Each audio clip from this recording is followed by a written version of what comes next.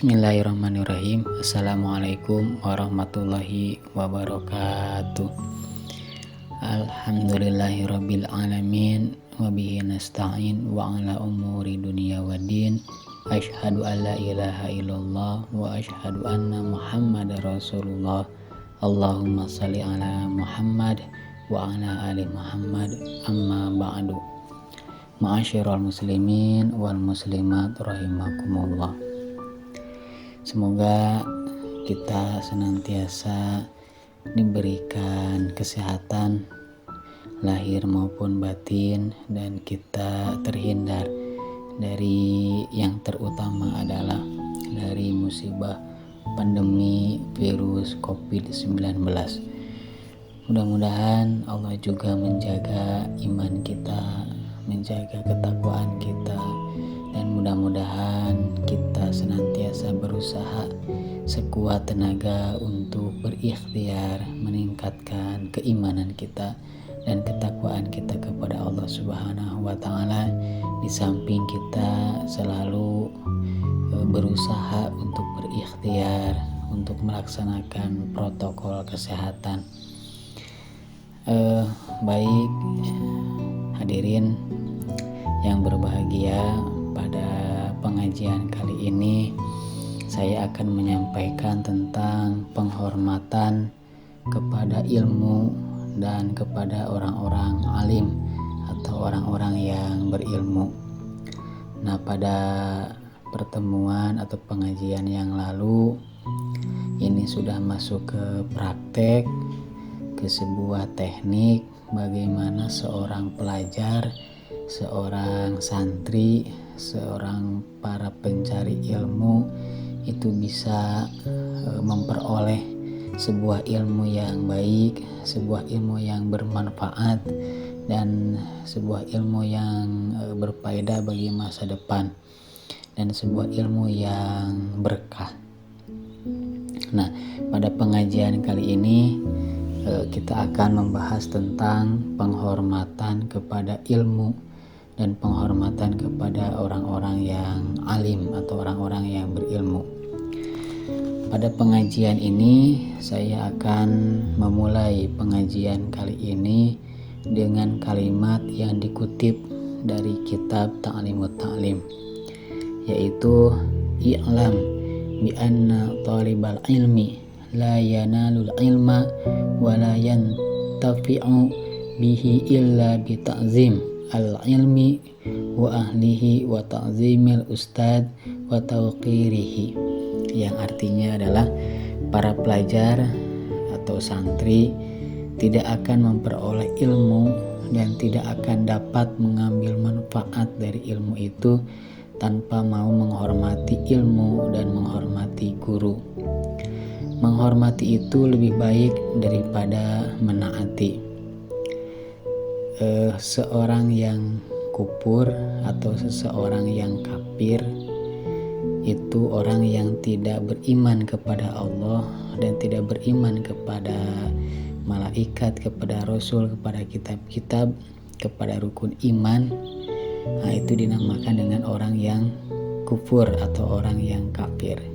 Orang kufur, orang kafir itu bukan mentaati, bukan tidak mentaati, tapi orang kufur atau orang kafir itu dia tidak menghormati perintah Allah, bahkan dia mendustakan perintah Allah.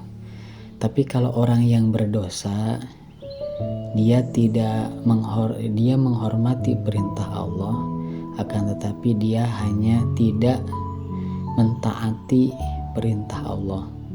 Orang yang tidak menghormati perintah Allah itu disebut kufur, disebut kafir. Tapi kalau orang yang tidak mentaati perintah Allah, dia hanya melaksanakan atau dia hanya mendapatkan dosa dari kemaksiatan-kemaksiatan yang dia lakukan. Kalau orang kafir, orang kufur, maka dia akan langgeng di mana? Di neraka, karena dia tidak menghormati, tidak mempercayai, tidak beriman, bahkan mendustakan perintah Allah, bahkan menghina perintah Allah. Tapi orang yang orang yang bermaksiat, orang yang tidak taat atas perintah Allah, dia akan mendapatkan dosa. Nah, dosa-dosa itu bisa terhapus kalau dia bertobat dengan taubatan yang nasuha. Dan dia insya Allah kalau dia sudah bertobat, maka Allah ampuni dosa-dosanya, kemaksiatannya, dan Allah dia akan dimasukkan dengan rahmat Allah ke dalam surga. Sayyidina Ali karamallahu wajhah berkata, aku adalah sahaya atau budak atau hamba sahaya, orang yang mengajarku walau hanya satu huruf. Jika dia mau, silahkan menjualku atau memerdekakan aku, atau tetap menjadikan aku sebagai budaknya. Ada sebuah syair yang berbunyi, tidak ada hak yang lebih besar kecuali haknya guru. Ini wajib dipelihara oleh setiap orang Islam. Sungguh pantas bila seorang guru yang mengajar walau hanya satu huruf diberi hadiah 1000 dirham sebagai tanda hormat padanya. Sebab guru yang mengajarmu satu huruf yang kamu butuhkan dalam agama, dia ibarat bapakmu dalam agama. Nah, dalam urusan hormat menghormati itu, ini adalah sesuatu yang sangat penting bagi para pelajar, para santri dalam menimba ilmu. Nah, bagaimana menghormati guru itu? 1. Tidak berjalan di depannya. Artinya ketika guru dan murid sedang berjalan, maka murid tidak boleh berjalan di depan guru. Nah, ini salah satu penghormatan nomor 1 kepada guru atau kepada ustadz. Nah, yang kedua, tidak duduk di tempat guru. Kalau di dalam ruang kelas, maka seorang pelajar, siswa itu tidak boleh duduk di kursi apalagi meja guru. Nah, kemudian yang ketiga, tidak mulai berbicara sebelum guru mengizinkannya. Ya, artinya ketika kita sedang berdiskusi dengan guru, sedang ngobrol dengan guru, maka tidak diperkenankan memulai pembicaraan kecuali sudah dikasih izin oleh gurunya. Kemudian yang keempat, menjauhi hal-hal yang membuat guru marah. Nah, seperti halnya kehadiran kalau di sekolah. Kehadiran itu bisa membuat guru murka. Kemudian tidak mengerjakan tugas bisa membuat guru marah. Kemudian tidak disiplin. Nah, itu juga bisa membuat guru marah. Jadi sebaiknya para santri, para pelajar itu menjauhi hal-hal yang bisa membuat guru murka atau marah. Kemudian yang kelima, patuh terhadap perintahnya. Artinya selagi perintah guru itu tidak bertentangan dengan ajaran Islam, maka seorang murid, seorang siswa, seorang guru itu wajib untuk mentaati perintahnya.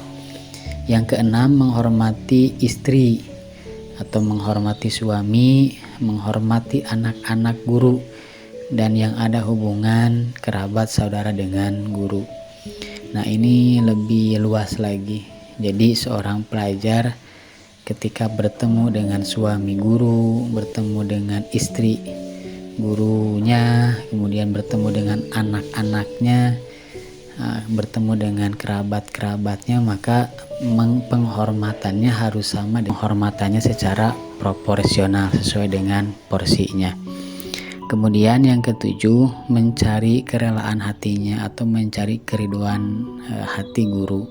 Guru teh sing rela kak muridna gitu. Ya, artinya ini sama halnya dengan menjauhi hal-hal yang membuat guru murka. Kalau kita bisa menjauhi apa yang bisa menyebabkan guru marah, maka sebetulnya kita sedang mencari keriduan, kerelaan hati dari seorang guru. Kemudian Al-Qadi Fahrudin, nah ini adalah zaman dulu seorang imam di daerah Marwa yang sangat dihormati oleh para pejabat negara. Jadi dalam sejarahnya Al-Qadi Fahrudin ini adalah seorang imam yang sangat disegani oleh para pejabat. Nah, kemudian Al-Qadi Fahrudin ini berkata, "Aku mendapat kedudukan ini karena aku menghormati guruku, Abi Yazid Ad-Dabusi." Nah, itu gurunya. "Aku selalu melayani beliau, aku selalu memasak makanannya, dan aku tak pernah ikut makan bersamanya." Dari pengajian yang sangat sederhana ini, yang sangat singkat ini, mudah-mudahan kita, khususnya para pelajar, para siswa, para siswi itu bisa menghormati guru dan menghormati ilmu dengan teknik-teknik penghormatan guru.